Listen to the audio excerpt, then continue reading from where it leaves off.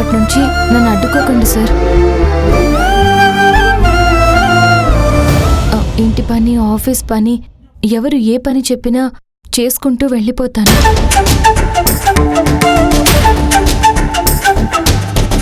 నాకు అదేం కష్టం కాదు.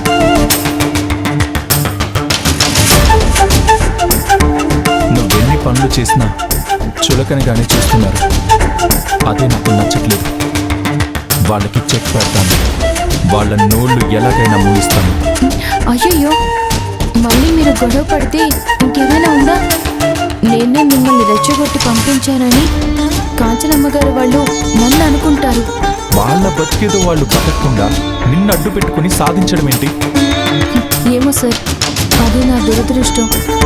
ఆ రోజు నీ చెయ్యి కోసుకుంది, మొన్నేమో అమ్మగారి చెయ్యి కందినట్టు అయ్యింది, ఈరోజు చిన్నమ్మాయి గారి చెయ్యి కాలింది. జరిగిన ఈ 3 సంఘటనల్లో నేనున్నాను.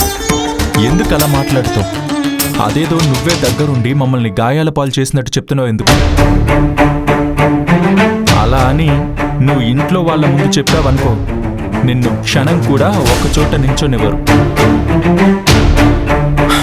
లేనిపోని న్యూసెన్స్ తెచ్చుకోవద్దు. నిన్ను తలెత్తుకునేలా చేస్తాను, చూస్తూ ఉండు. మళ్ళీ ఏ గొడవ తీసుకురాకండి సార్. నేనింకా తాగలేదు, స్పృహలోనే ఉన్నాను. ఏం చేయాలో నాకు తెలుసు. నువ్వు వెళ్ళు.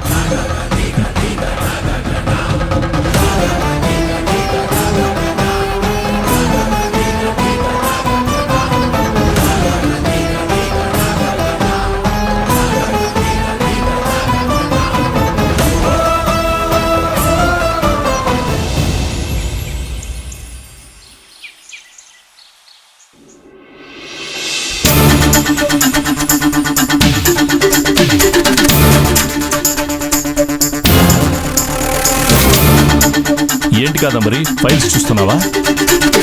ఏ ఫైల్ పడితే ఆ ఫైల్ మీద సంతకం పెట్టేసి మామ అనిపించుకోవడం కాదండి, అన్నీ క్లియర్గా చెక్ చేసుకోవాలి కదా.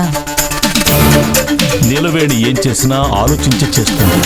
నువ్వు మళ్ళీ చెక్ చేస్తే టైం వేస్ట్, అనవసరం. తేలిగ్గా తీసి పారేస్తున్నారా? అలా అనుకోవద్దు. తన మీద నాకున్న నమ్మకంతో చెప్తున్నాను.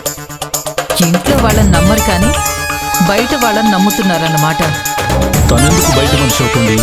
ఈ ఇంటి కోడలు. అదృష్టం అంటే నీలవేణిదే. పని మనిషిగా వచ్చేసి పెద్దయ్య గారి చేతే కోడలు అనిపించుకుంది.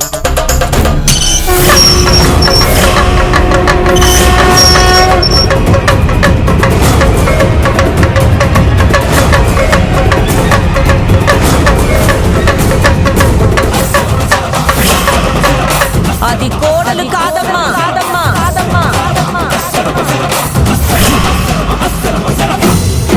ఈ ఇంట్లో ఇంతకాలం మకాలు వేసిన తోడేలు.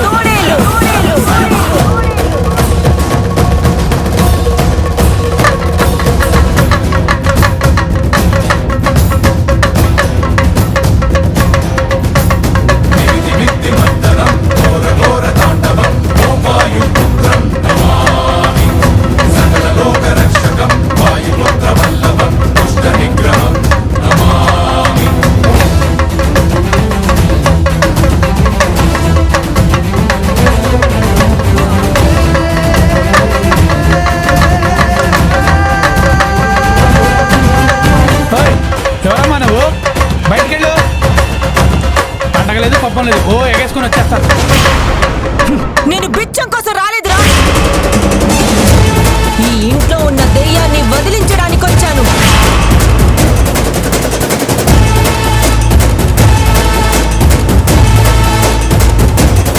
నువ్వే దెయ్యంలా ఉన్నావు, అలా మాట్లాడతావేంటి? రేయ్ మూర్ఖుడా,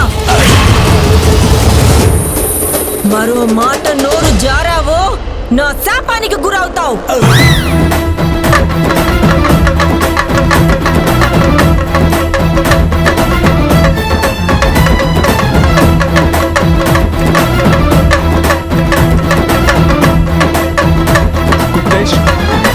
చెన్నయ్య గారు. ఎవరు? అదే చెన్నయ్య గారు, అడుగుతుంటే హడావిడి చేస్తుంది. నేను మంత్రాల మరిడమ్మని.